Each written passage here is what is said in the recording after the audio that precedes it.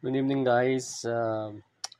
Bali magpapakulo po ako ngayon ng sambong leaves para bumaba ang aking hypertension, although gamot din lalo na ito sa UTI. Yan. Marami pong benefits ang dahon ng sambong leaves. Ito po ay natural. Natural na dahon. Hindi ko po ito bili ng mas maganda pa rin itong ganitong nilalaga nyo. Natural na dahon. Para yung extract niya yun ang maiinom nyo. Yan na guys. So, lagyan na natin sa kawali. Yan. Yan.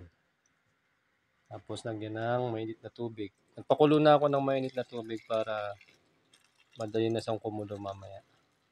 So, hintayin lang natin mga 5 minutes. So, kukulo na yan mamaya. Ayan guys, oh. Kumukulo na yung aking dahon ng sambong. So, patayin na natin yung apoy.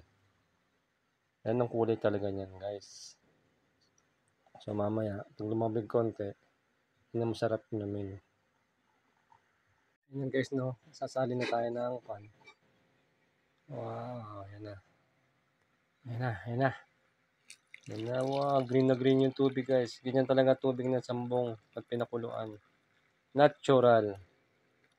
Ito yung, hindi ito yung nabibili ng kung saan-saan lang.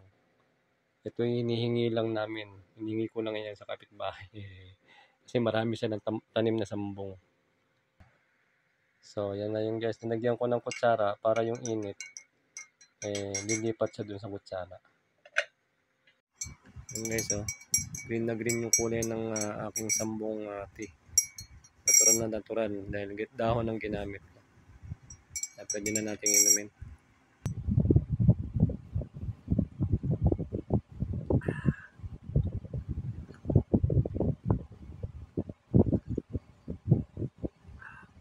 Masarap inumin guys pag medyo mainit. Kaya nyo yung talagang mararamdaman nyo sa lalamunan nyo yung